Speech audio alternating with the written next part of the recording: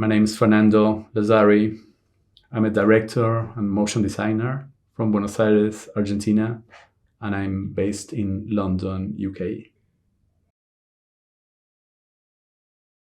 I don't really have any mentors in the field of motion design. I started a long time ago, and when I started, there weren't a lot of motion designers around. So with my background in graphic design plus a background in animation, I figure out by myself everything that I know from motion design at the time. So I studied graphic design at university. And then as soon as I was finishing that career, I started working in a 3D animation company. And I got interested very soon in motion graphics. Actually, the company where I was working was quite focused on general 3D animation. It could be character animation or commercials or things like that. But I was very interested in how I could apply this technology to everything that I was learning in university. So basically, graphic design combined with 3D animation. So I think the opinion of a client is always very important and something that you have to be listening to, and I think you need to, a lot of times you need to read between the lines of what a client is saying. Sometimes they say something that sounds very outrageously different to what you're thinking about, but they don't really mean that you have to go and do that. They don't really mean to change things drastically. They want to, they are not used to be working in the same kind of mentality and process that we have.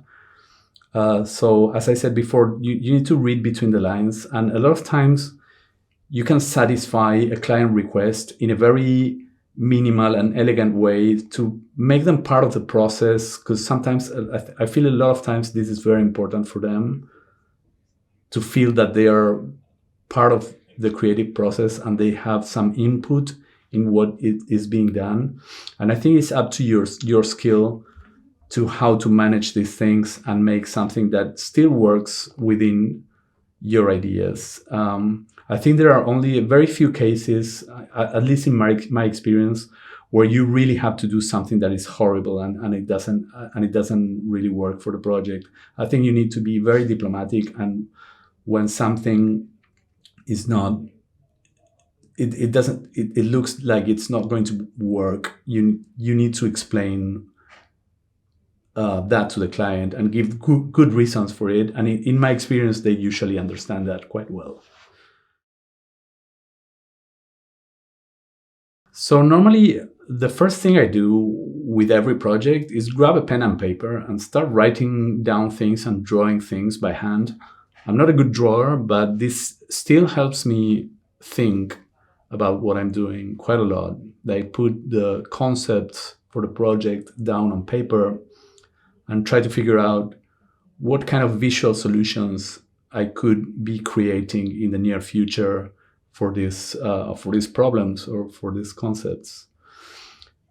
That's the first thing I do. But also, I love very, very early in the process, sometimes on the first day of a project, to throw some renders immediately with a completely free mind, without any pressure, to create a scene and do something with it in terms of light and objects, and maybe buying a model or grabbing a model that I have, or creating a scene very quickly to see how certain moods or framings or lighting or styles, visual styles, in a very intuitive way, I feel they will work or they will not work for what we're doing.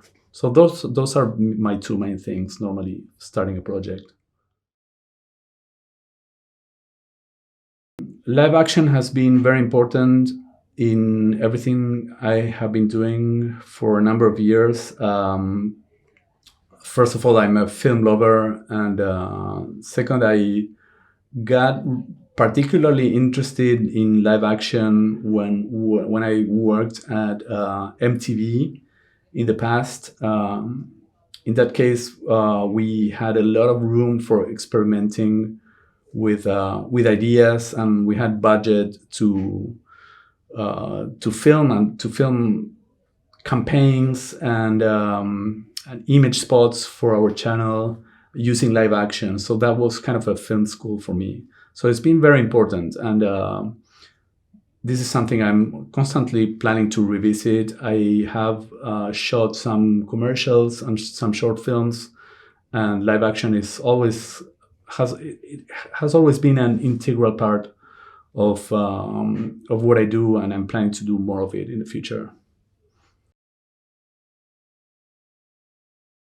I really like the beginning of a project. I find that moment very exciting when I'm throwing ideas and I'm discovering what's going to work for this particular project, and I find the metaphors, and I find the resources, and I found visual solutions for all the problems that the job presents. That's my favorite part normally, and then inevitably at some point the project gets much slower at some point when you get into real production, and you get into more like closer to the delivery of a project. You have to carry on with very complex amounts of work and very complex shots and long rendering times and some changes that you have to do and adjustments and so on. And that's definitely my least favorite part. So I would say, once again, anything that happens at the beginning of a project, I find very, very exciting. So Montserrat is a video project I made based on the design of a font. My friend from university, Julieta Ulanovsky, she designed this font, which nowadays is a very widely used typeface.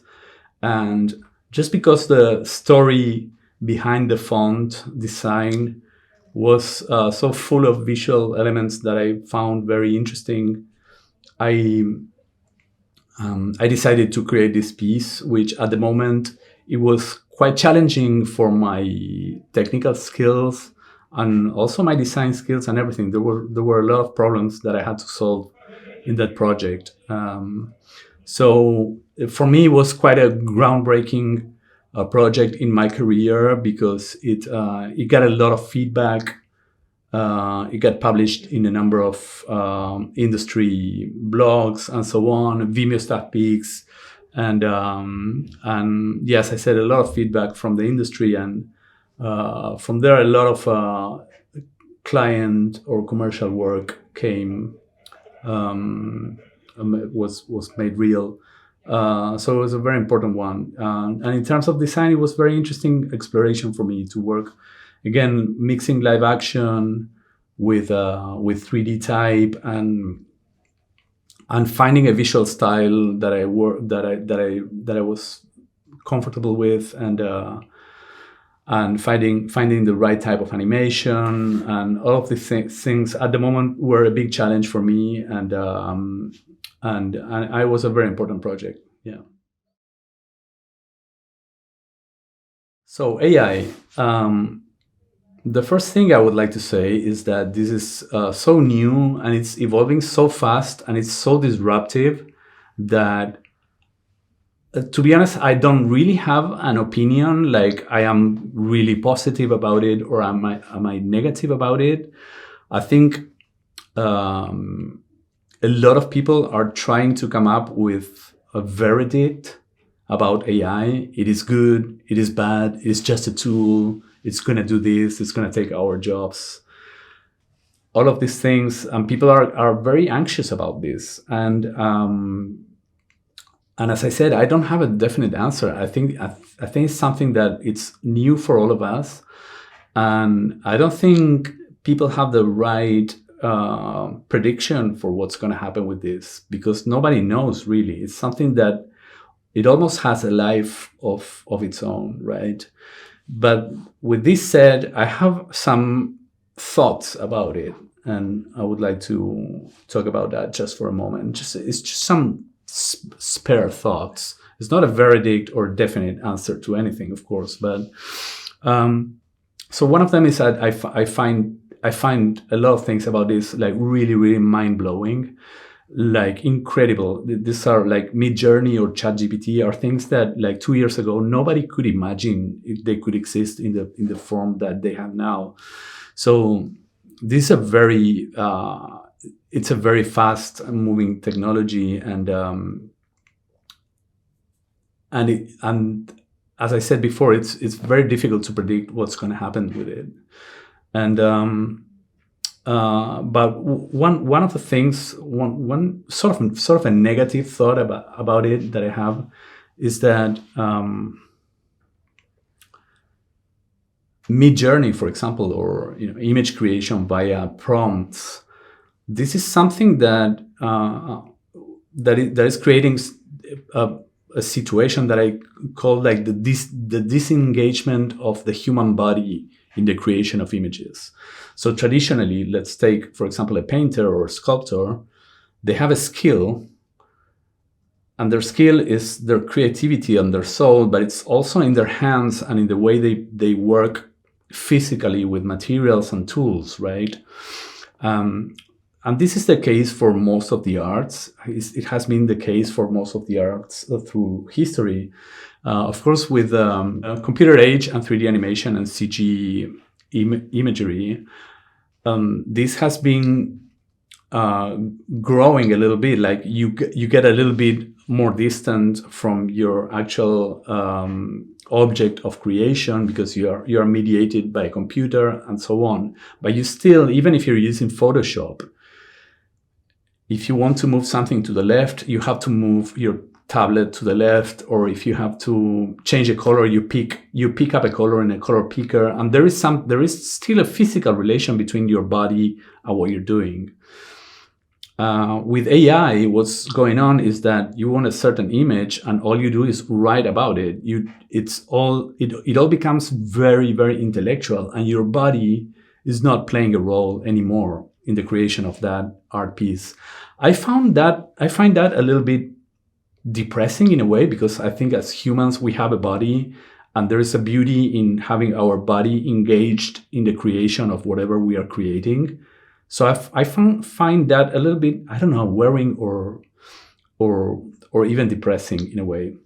But on the other hand, I think in order to create images with artificial intelligence, because we're going to be using vocabulary, this is going to have to really push our learning in terms of language, because we're going to have to grow more and more and more sophisticated in describing an image. So that might be somehow positive. I'm not sure. Thank you very much for having me here. It's great to be in Japan, talking alongside these amazing people. And it's been a great experience.